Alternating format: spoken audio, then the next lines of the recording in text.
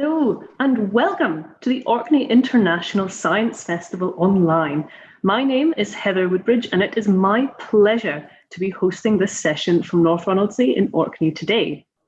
The Orkney International Science Festival is entering its 30th anniversary this year, and we are marking the occasion with our very first online festival. This year, we are delighted to bring a full festival programme directly to you wherever you are at this moment. Today, I'm joined by Dr. Fred Hocker, and I believe, Fred, you're joining us from a tall ship. Please tell us more. Yes, I'm normally the Director of Research at the Vasa Museum in Stockholm, Sweden, but currently I'm the Chief of the Port Watch on the tall ship Kalmar Nyckel, a recreation of a 17th century Swedish naval vessel. And we've just arrived at Mystic Seaport Museum in Connecticut from the Atlantic Ocean. So I had to run around this morning and find a working Wi-Fi house here at the museum somewhere. And I'll have to leave at the end because I'm also the ship's engineer and I have to get a stuck propeller coupling off the port engine shaft. Gosh, you sound like a very busy man. Thank you so much for joining us. My pleasure. So, shall we begin? Yes. Over to you, Right. Fred. Certainly. John, if you'd bring up the first slide, please.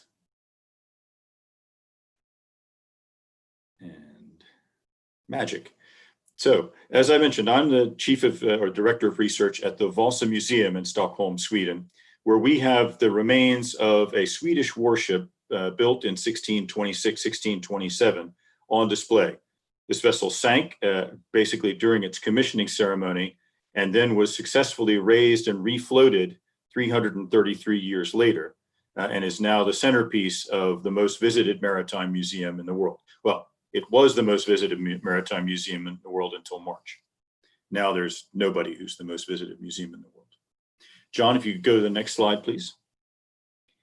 In the 1620s, Sweden, which is the light yellow country in this slide, consisted of some of what's now Sweden, plus all of what's now Finland, as well as parts of what are now Russia, Estonia, and Latvia. And Sweden was embarked on a period of imperialist expansion, extending its borders primarily to the east and towards the south. And from about 1621, was engaged in a war with its neighbor to the southwest, Poland, Lithuania. But like all political events going on in the Baltic, you normally have two major players, which are Sweden and then Denmark and Norway, and then interlopers who get involved on one side or the other. This particular conflict with Poland was a little unusual. And there's always a third player in any of these wars. Next click, John, please. And that was the Netherlands.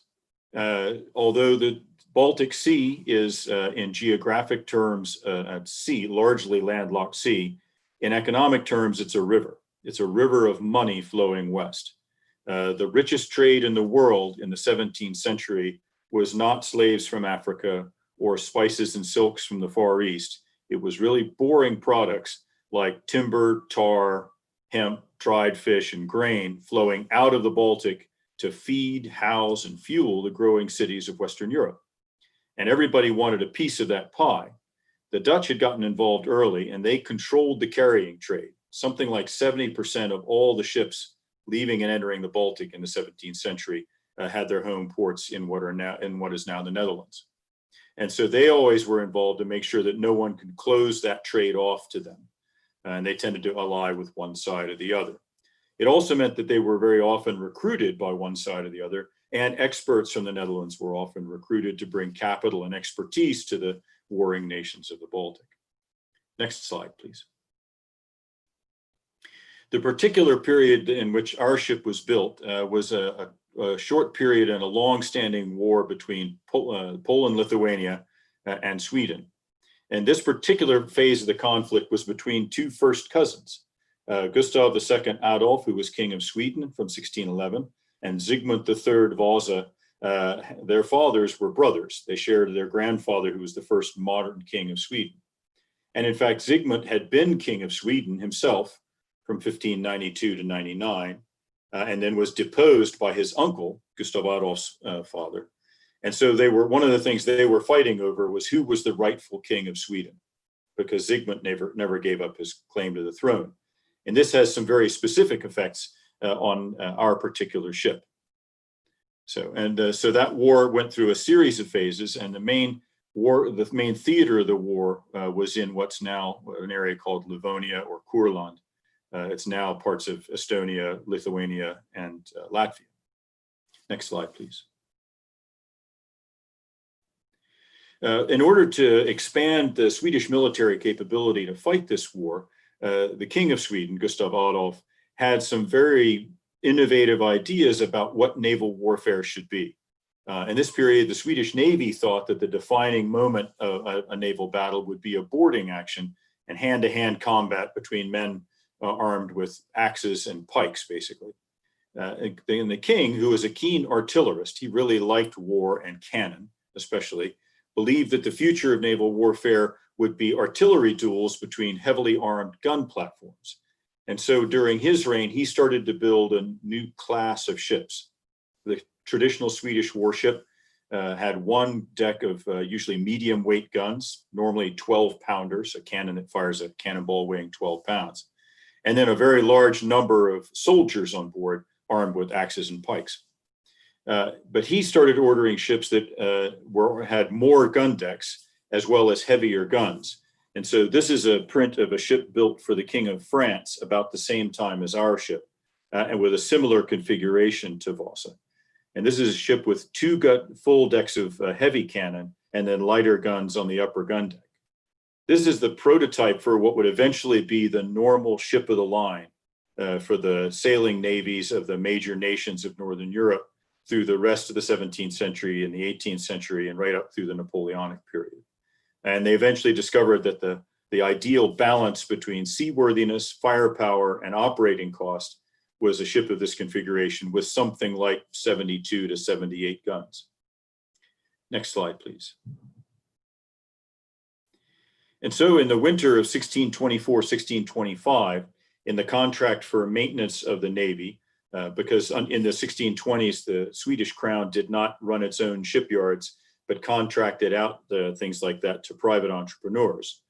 The contract for the maintenance of the Navy also included a contract to build 4 new ships, 2 ships of the conventional class with a single gun deck, but 2 ships of Gustav Adolf's new class, a very heavily armed ship with 2 gun decks, with 72 guns, and most of them a new type of heavier 24-pounder cannon. And the first of these was set up on the stocks in February or March of 1626 at the Crown's Navy Yard in downtown, what's now downtown Stockholm. If you've ever been to Stockholm and you've stayed or been seeing the Grand Hotel, it's now occupying the site where the shipyard was. If you dig under the Grand Hotel, there's still a 6-foot thick layer of wood chips from when this was the Navy Yard. And this is a diorama we have in our museum that shows the Navy Yard in this period, with Vasa being prepared soon to be ready to launch, and a similar ship of this design called Äpplet, the apple, has just been started next to it. And then the buildings in the background include all of the specialized trades you would need to build a ship. The big building with the chimneys, for example, is the anchor forge. But there's also a small boat shop, there's storage for sails and rigging, that sort of thing. Altogether, this was the largest single employer in Sweden, with 350 people approximately employed during the summer months. Next slide, please. The main battery of this ship was innovative. This was a new type of lightweight 24-pounder cannon, developed originally for the Army as mobile siege artillery. It's lightweight because it only weighs 1.25 tons, whereas the normal 24-pounder weighed twice that. Together with the carriage, it weighs a little over 1,600 kilograms, or about the same as a Mercedes C-class. It fires a solid iron ball that weighs just about 10 kilograms, 24 pounds. And with the conventional powder charge of the time, that ball is traveling somewhere around the speed of sound when it leaves the cannon, and has a range at flat elevation of about 800 to 1,000 meters. The ship was originally intended to carry 72 of these, but eventually the armament plan was amended to where when it sailed, it had 48 of these on board. Next slide, please. However, in designing new ships, there are always problems. Especially in this period, the mathematics that we use to calculate stability and seaworthiness didn't exist yet. They were still almost 150 years in the future. In order to calculate a ship's stability from a design on paper, you need calculus, which hadn't been discovered yet, and you also need an accurate mathematical model of how stability works. And that didn't come around until about 1750 from a French mathematician. And so you had to build it and see. And because this was a new type of ship, you were taking rather a risk. And as it turned out, when the ship was finally ready to sail, in the afternoon of the 10th of August of 1628, it cast off from the royal palace where it had gotten its guns in, was towed along the waterfront into a southerly wind, and where it could then, until it could set 4 sails out of the 10 that it carried. It sailed at a slow speed for just about 1,300 meters. When a gust of wind filled the sails, it heeled over to port until water ran in through the gun ports you see in this photograph, filled the ship up, and it sank like a stone. So its operational career is measured in minutes. It was an active warship, we think, for something between 20 and 45 minutes. It sank in front of the entire population of Stockholm, as well as a number of spies from other countries. We know that because some of the spy reports have been found in other archives, in England and Denmark, for example. Most of the people on board survived. They were on deck, and the ship was only 120 meters from shore. So if you could swim, you swam ashore. And if you couldn't, the depth of the water was such that even after the ship came to rest on the bottom, the upper parts of the masts were still out of the water, so you could hang on until a boat picked you up. 30 people died, mostly people who were trapped below decks when the ship sank. And we have the remains in our collection of more than half of those people. Next slide, please. The ship was, of course, a major investment, especially the artillery. The guns themselves cost about twice as much as the ship had cost to build. And so there was a great deal of interest in recovering the ship. There were numerous attempts to raise the ship immediately after it sank. Methods for raising sunken ships had been around since at least Roman times and well understood. And in fact, the method that was eventually used in the 1950s was exactly the same one that was tried in the 1620s. They were unsuccessful in raising the ship. They did succeed at getting it upright on the bottom. It sank heeling to port by about 20 degrees. About 35 years later, after people had developed a practical diving bell, a couple of entrepreneurs secured a privilege from the then king, Karl X, and managed to, excuse me, it'd be Karl XI, and then proceeded to salvage most of the ship's guns in a 3-year project. Of the 64 guns on board the ship, they managed to recover 59, leaving very few. And then they exported those and sold them in the summer of 1665. We don't know really what happened to those yet. We do have some indications that they tried to sell those guns to several different countries. Those of you who know your British history will be aware that in the summer of 1665, England was at war with the Netherlands in the Second Anglo-Dutch War, and both the English and the Dutch were buying cannon as fast as they could, and they both bought cannon from Sweden. And the entrepreneur who had raised the guns was exactly the kind of shady businessman who might have tried to sell the same guns twice. So we have a research project looking into what might have happened to those. In the end, by the time that the ship was relocated in the 20th century, there were 3 guns left of the original 64. Next slide, please. In the 1950s, an amateur archaeologist who was a fuels engineer with the Swedish Navy, a man named Anders Franzén, became very interested in the history of the Swedish Navy. And he set himself the task of trying to find some of the famous wrecks in Swedish naval history. And he was quite successful. He found the 2 most famous, our ship Vasa and another one named Cronin.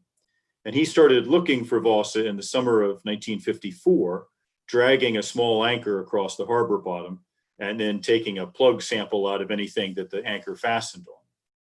The first 2 years, 54 and 55, he was looking in the wrong place because he was misled by a professional historian, which doesn't say a lot for my profession. But he eventually came into contact with a salvage diver who worked in the harbor who said, you really ought to try over there by the island of Beckholmen. And he and the salvage diver together in the summer of 1956. In fact, on the 25th of August, not so long ago, we celebrated an anniversary there. They stumbled upon a big wooden structure on the bottom. They persuaded the Navy to send its salvage divers down, and this is what they found.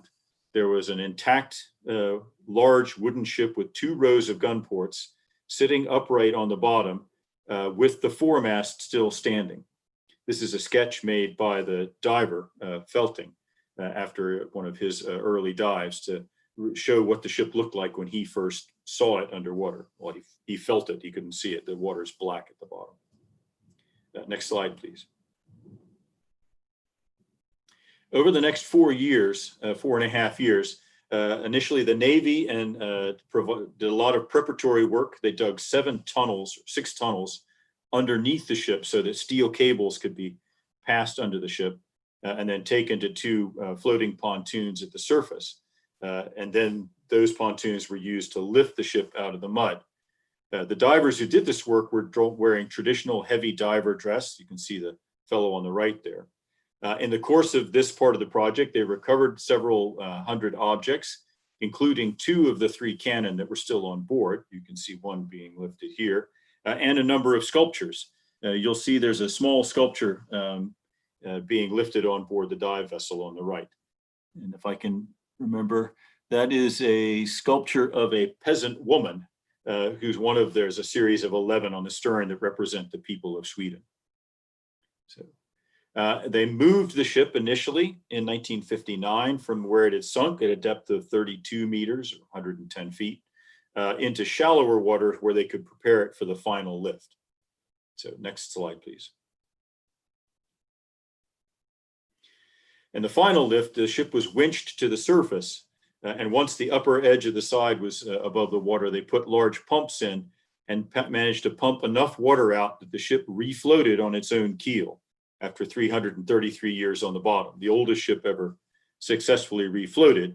And here on the right, the ship is floating into a dry dock, still listing to port because all the ballast had shifted, and where it will be put on a permanent pontoon for moving it around and displaying it. Next slide, please. As soon as the ship was above the water, a team of 12 archaeologists, all recent university graduates, clambered on board in raincoats while the ship was being continuously sprayed to keep it from drying out, and began the process of excavating the 4 surviving decks. There was no archaeological precedent for excavating a 4-story building with all of its contents in place. So they had to make it up somewhat as they went along. And this is what a lot of the interior looked like. This is the orlop, that is the 3rd deck down in the stern. And you see a gun carriage here, as well as some spare wheels or trucks for guns. And if you can see just in the foreground, there's a black layer. That's actually the remains of 6 of the ship's sails that were in storage in the sail room on this same deck. Next slide, please. And so the archaeologists spent 5 months recovering everything on the interior. This is the anchor cable also on the orlop, which is 6 inches in diameter, 19-inch cable, which is, in order to get the coil out, it had to be sawn into parts because the rope was still in such good condition, and then lifted in blocks. I think altogether we still have close to 1,000 feet of anchor cable in our collections that were successfully recovered from 4 different anchor cables plus 2 mooring lines. Next slide, please. After the excavation was complete, a long process of conservation and restoration began. This involved spraying the ship with a consolidant called polyethylene glycol. It's a water-soluble synthetic wax. It was originally developed for the forest products industry for stabilizing green wood, but was never commercially used that way. It's now mostly used as a food and cosmetics additive. Most of the people listening to this broadcast are probably wearing it without realizing it. It's a normal component in shampoo, for example. Or if you go to McDonald's and have a milkshake, you'll be drinking it. So it's non-toxic, odorless, colorless. At the same time, all of the parts that had fallen off of the ship, about 3,000 timbers, were slowly and carefully puzzled back together. And until eventually the two original masts, the foremast and the mainmast, could be stepped, as you can see in the photograph on the upper right, and even re-rigged. Unfortunately, while the conditions on the bottom were very good for organic material like wood and leather and cloth, they were terrible for metals. And so all of the iron fasteners in the ship had to be replaced with new metal, which is what this gentleman on the bottom is doing. And no, that bolt is not red hot. It's painted with a red lead preservative that just shows up and glows in the picture. Next, please. And so as the Vasa sits in its museum today, the sparred length, reconstructed with the bowsprit, is 69 meters, which is about 230 feet. It's 12 meters, a little less than 12 meters, about 11.75 wide, a little under, around 40 feet wide, and 19 meters or close to 60 feet tall at the stern, the top of the railing there at the stern. It's a service displacement. It weighed, all told, completely loaded, around 1,300 tons, which sounds like a lot, but that's actually a small ship for the armament it carried. And about 98% of the original hull structure survives. We're missing very little. Basically, the mizzen mast, the outer end of the bowsprit, and then the cannon salvage in the 1660s ripped up the uppermost deck. So we're missing the planking for that. And pre-COVID, we were receiving about 1.5 million visitors a year from all over the world to look at the ship. Next slide, please. I'm briefly going to tell you a little bit about some of the current research we're doing and some of the new things we're discovering. It's a continuous process of discovery, and we always have new questions to ask of this material. It's not all been done just because the ship was raised almost 60 years ago. So next slide, please. We have research in several areas. One of those currently is we're looking at how the ship was sailed. Next slide, please. Called The Wind is Fair.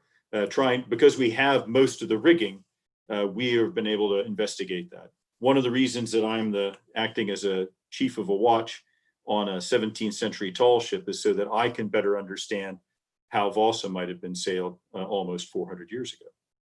Next slide, please. We'd also like to understand the construction of the ship itself. It's the only intact 17th century ship in the world, and it represents a very complex construction that includes raw materials from all over Northern Europe. So that's an area of research. Next, please. We also have two different areas looking at the crew. We call one of those areas, Who Are You? And that's really the CSI part of our job. This is the forensic study of the people who were on board. We have the remains of at least 15 and probably closer to 17 of the 30 individuals who died. They include women and children, not just adult men, and as well as their personal possessions. And so we'd like to know more about those people as people. Next slide, please. And we'd also like to understand them as a community. A shipboard community is an insular, isolated community that develops its own rules of behavior. It has its own composition that's different from the community ashore. The proportion of men and women is different, for example. Although most people are aware of the superstition that women are bad luck on board ships. That's a superstition that was created in the 19th century. People didn't really believe that before then, because most ships, a lot of warships in Northern Europe, had women on board. Sailors, a certain number of sailors were allowed to bring their wives with them on board ship, and they were a part of a shipboard community. So that's one of the newer questions that we've been investigating. Next, please. We'd also like to understand the ship's military function. Why did they build a ship like Vasa, and how did they think they were going to use it? Because this was, from the king's perspective, he was very interested in artillery. That's a very innovative tactic. So how did that work? Because one of the things we do know is the Navy did not want ships like Vasa. And after the king died at an early age in 1632, they canceled all the contracts for ships like Vasa. So next slide, please. And within these areas, we have several projects. Recently, we've been looking at the economics and where the raw materials for the ship were sourced. and also at the people who were involved in building the ship. And thankfully for us, Rembrandt, the artist, was working at about the same time. And while he didn't paint our people, he painted people very much like them. And so the portrait on the left is called the master shipwright and his wife.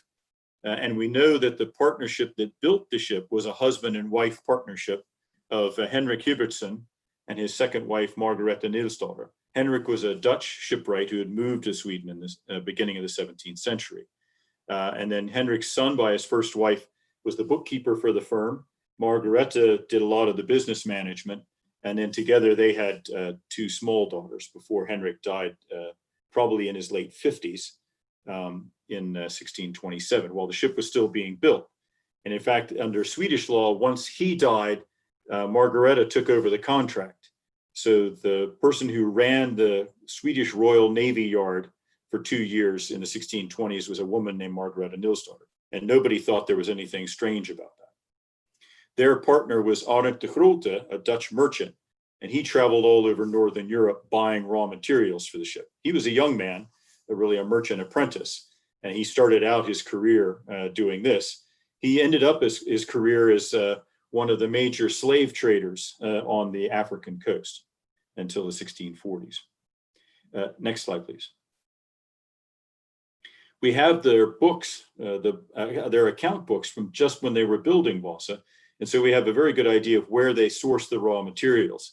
This particular page of the account says oak and pine. It's where they were buying timber. So next slide, please. And so, and it refers to specific people. For example, this estate called Engsö, which means Meadow Island, was a major source of oak timber for the Navy. And the person who ran this estate was a woman named Britta Bolt. She's the only person directly connected to the construction ship we have a picture of, because she had her portrait painted. Her house is still standing. You can visit it. It's a public museum now. Next slide, please. We're also looking at the people themselves. We have the remains of several of them. Some were quite well preserved, as you can see this individual on the left, still wearing his shoes, and there's socks in the shoes. And he was found in his clothing with a purse in one pocket and a knife in the other. So we know we were able to learn quite a lot about them. On the right, you have the skull of a sailor. We've given them all names. We don't know the names of the dead except for one person. This is Adam, and he's Adam because he's the first one found. The second one found is a B, and the third one is a C. And he's a led a rough life. He's had a major facial fracture that's crushed the sinuses around his right eye. So he probably suffered from headaches. And he's also got other broken bones. Most of our crew have healed broken bones. It was a rough life. Next slide, please. We're able to reconstruct what several of these people look like. This is one of our mystery people. He was, when excavated, he got the name Gustav. But unfortunately, there were no personal possessions associated with the skeleton. It was just bones lying on the deck. And this is a slightly built person with fairly fine features. And this facial reconstruction shows one version. Since this reconstruction was done, we've been able to do better osteological and DNA analysis, and we now know that it's not Gustav, it's Jorl, it's a woman. So this, we need to do a new reconstruction of this individual because she's actually a girl, a woman, about 27, 30 years old. We also have another skeleton that we have said for years is a woman, turns out to be a man. So DNA has done a lot of favors for us in allowing us to answer some very specific questions about these people. Next slide, please. We also have quite a lot of their clothing. This is the big project we're doing right now, is looking at the clothing of the people on board. The crew were mostly conscripts, so they were farmers who were conscripted into the Navy, and the Navy did not provide uniforms or clothing. So the clothing they're wearing is the clothing they had when they were forcibly joined to the Navy. And so what we're seeing is a cross section of the clothing worn in Swedish society. And what we have in the form of 5,500 textile fragments and 6,500 leather fragments is the largest collection in the world of ordinary people's everyday clothing from before 1700, because we have quite a lot of this clothing. It takes up an entire room of our storage area. Some of it's intact. You can see we have a very fine beaver felt hat here, as well as we have about 60 mittens, an intact jacket in dark blue twill, shoes and boots of various types. Some of this was in storage, but some of it was found in association with skeletons.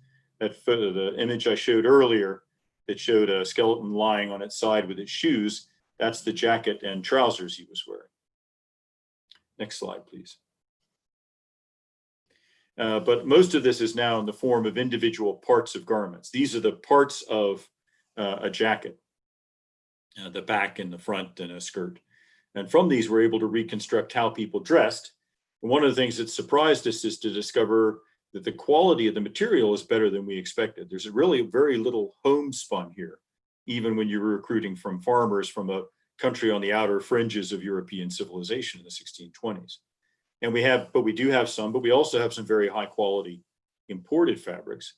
And the one thing we can see by comparing this to the preserved clothes that belonged to the king is that poor people sewed their clothes much better than the king's tailors did, because their clothes had to last. The king's garments he wore once. And so they could be pretty hastily sewn with big stitches, but these are very, very carefully made. So next slide. Which is where I'm going to end. We also have a very large collection of shoes, including shoe lasts for making more shoes. I think we have 11 lasts on board, including one child's last. A shipboard community in this period includes men and women. The shoe that you see on the bottom right was found in association with a woman's skeleton. And we also even have children on board. And so a big part of our research right now is focusing not just on the technical aspects of how you built and sailed and ship and how you fired cannon and that sort of thing, but trying to understand who the people were involved in a project of this size. Who were the people that the Navy conscripted to sail their ships, and who built these ships? What sort of a community did they build on board a ship? I can tell you from the ship that I'm working on right now that a crew forms its own community with its own rules, with its own norms of behavior, its own practice. And so we're curious to see if we can figure out what sorts of things the very new crew on Vasa were starting to develop as their own community. Who was who in that community and how did it function? That's some of what's going on at the Vasa Museum. We're open again. We reopened in July. And once people are able to travel, I hope some of you will come and visit us and see the ship, see the finds up close, and let us tell you the story non-digitally. But until then, I'm glad I've had the chance today to talk to you, tell you a little bit about what we're doing at the Vasa Museum, and give you an idea of what sailing a ship in the 17th century was like. Thank you. Thank you, Fred. That was excellent. Fascinating. I mean, what a huge event to happen to the people in Stockholm at the time. I mean, it's not every day a huge, magnificent warship sinks in front of your eyes. You know, that must have been a huge cultural event. It is. And we have I have my colleague at the museum, Anna Maria Forsberg. I'm primarily an archaeologist. She's primarily an historian. She's now through a lot of sources to see if she can find accounts where people wrote down their impressions. There are a handful we know of, but that source material hasn't really been searched very thoroughly. So she's trying to find as many firsthand accounts of the sinking and the aftermath as she can to get an idea of what kind of impression this made on people, what they were thinking about it. Well, thank you very much. We have about 10 minutes for questions now, if you're happy to answer some of our questions that have been coming in. Thank you to Certainly. everybody who's asking questions. Okay, well, we'll dive right in, if that's okay. Sure. Got a question from Richard Oakley, and he's asking, what timbers were used in the construction of this ship? Almost all of the structural timber in the hull is oak. About half of that oak is from Sweden. All of the curved pieces had to be chosen so that the curvature of the tree matched the curvature of the timber.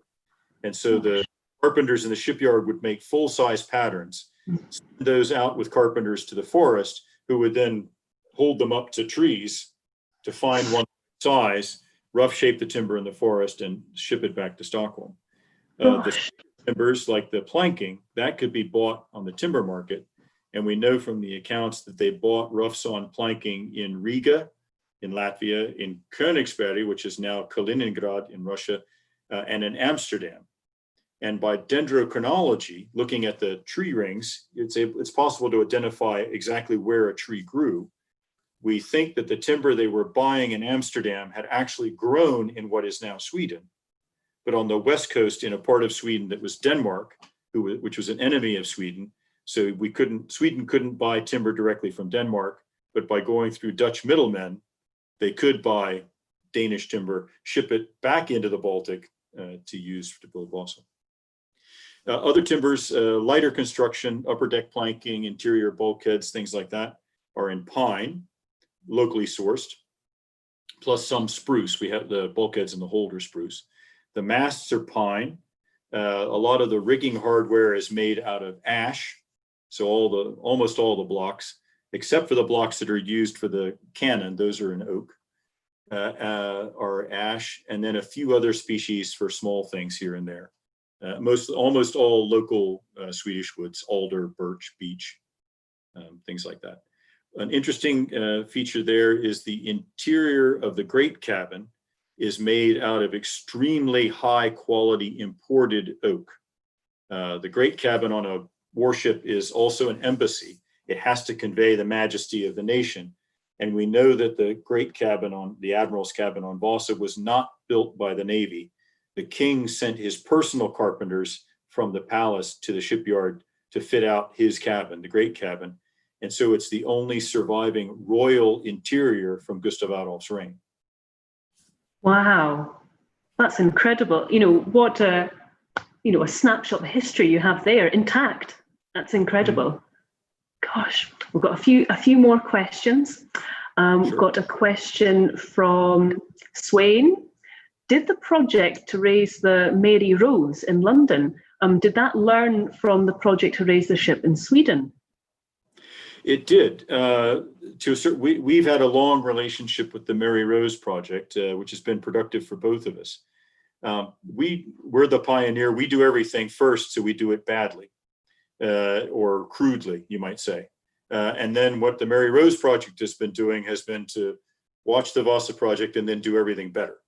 And so there's a lot of cooperation there. And we've often solicited help from the Mary Rose, for example, to solve particular conservation issues, now that we're dealing with the consequences of the conservation decisions that were made in the 1960s. And so the conservation process on the Mary Rose is a more sophisticated and more effective version of a process that began with Vasa. There's also a direct connection. The dive support vessel that was used in the salvage of Vasa was a vessel called Sleipnir, named after Odin's eight-legged horse. That vessel was then sold to the Mary Rose project and used for raising Mary Rose. So the same salvage vessel participated in both projects. And I have a regular dialogue with my counterparts at Mary Rose, Chris Dobbs and Alex Hildred.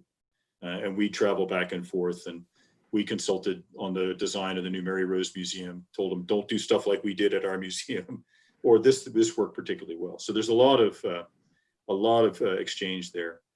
And in fact, Chris Dobbs and I have a regular roadshow gig in which we show up and do a double presentation on Mary Rose and Vasa.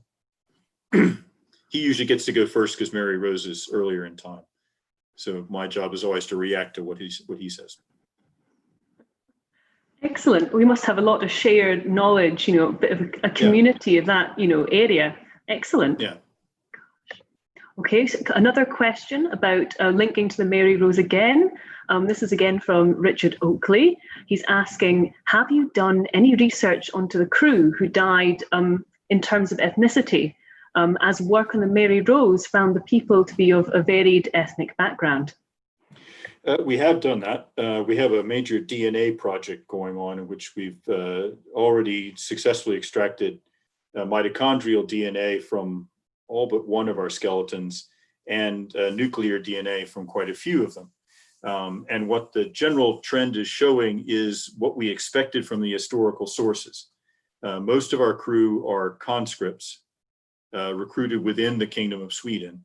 And so their ethnicity is universally showing up as Swedish or Finnish, or Nordic or Finnish. Finns are sometimes readily identifiable because they're a very different ethnic and biological group from Indo-European Europeans, Nordic Europeans. They speak a language that's not an Indo-European language. And we have one of our facial reconstructions that Swedes who see it say, oh, that guy's a Finn. That he has features that are stereotypically seen as being Finnish. We also have some historical data on some of the crew. We know, for example, that the captain was a Dane, who was we would charitably say expatriate Dane who had come to work for the Swedish crown at the beginning of the 17th century. And there are a few other people who are from other countries who were probably involved. It's an international market for sailors, especially officers. But so far, almost everybody we've been able to identify either historically or biologically seem to be people from internally within the Swedish dominions. Excellent, thank you. I've got a few more questions. We've just got a couple Sure. quick ones we'll ask before we run out of time. I've got a question from Pam Graham. She's asking, how well are the timbers holding up in the museum? Well, that's a continuing process of constantly evaluating and adapting to the changes. We can't stop the degradation of the ship. We can slow it down and we can manage it. What we've discovered is that we believe that the timbers have lost about half of their original strength. Mm-hmm. But since the ship is so overbuilt and we're not sailing it, we're subjecting it to something like 1/10 of its design load. So half of its original strength is okay. However, the way the stresses are distributed is causing problems. And so we've had to take some conservation measures. A major one we're engaged in right now is we have to build a new support structure to carry the ship. Previously, we had expected the ship to perform as its wooden structure and carry its own weight on a fairly simple cradle under the bottom. We now know that won't work in the long term. We need to lift the deck weight off of the sides because the decks are so heavily built that they're crushing the sides. And so we are in the process now of finalizing the design of a new structure, which includes both internal and external components. And we hope we will begin construction of that next year. Also looking, constantly evaluating the chemical properties of the wood, what's happening with the microscopic level with degradation. Excellent, thank you. Well, we've got maybe one more question. Do we have time for one more before you need to go and take on your engineer duties? Sure. Yep. One final question then from Bill Graham, and he's asking, did you find any navigational instruments? At the time of the excavation, the answer to that question would have been no, with the exception of sounding leads. And it was a mystery for many years why there was no navigational equipment on board the ship other than sounding leads, which led to all sorts of bizarre theories about how Swedes sailed around in the Baltic badly. But starting about 10 years ago, when we were going through the collections in more detail, we discovered we had the instruments we ought to have had. They simply hadn't been recognized at the time of the excavation. So, for example, we have the remains of sand glasses, half-hour watch glasses. We have a compass, at least one, the remains of. We have a wind vane mounted on the mizzen mast to tell you, the only surviving archaeological example of one I know of, to tell you where the wind was blowing. And we even have an extraordinarily elaborate binnacle to carry the compasses. It's a massive piece of furniture the size of a chest of drawers with a very elaborate architectural facade on it that we have almost all of, but it had been smashed and just identified as a cupboard in the steerage. But it turns out it's a very specific type of cupboard that's a binnacle for the compasses. We don't have anything associated with sailing by charts. There are no dividers. I've been through all the brass objects 3 times looking for them, or any of the stuff that you would associate with charts. but by and large, charts weren't used for Baltic navigation until about the 1640s. So we wouldn't really expect to find them here. And celestial navigation really isn't a feature of Baltic navigation because you're rarely out of sight of land. Most of the navigation in the Baltic is from landmark to landmark, and there are only short stretches where you can't see the land on one side or the other. Excellent. Well, I think we've run out of time, I'm afraid, but it's been wonderful speaking to you, Fred. Thank you so much for coming. And thank you to, absolutely our pleasure to have you with us. And thank you to everybody who's participated in the questions. And I'm sorry we didn't have time to capture all of your questions during this talk. There are still places available for your PD Kirk lunches this week and at our evening Festival Club table sessions. If you'd like to relax around one of our virtual tables and meet some of the festival speakers, please do register to join us for the lunches. The links can be found in the description below each PD Kirk lunch event on the festival website. And we'd also like to invite you to the Festival Club tonight. And we'll be sharing the link in our live chat just now. So please copy it and come along this evening. And of course, if you're enjoying the festival, please do like us on our Facebook page and follow our YouTube channel. Good afternoon and hope you have a great rest of the day. Thank you for coming. Goodbye.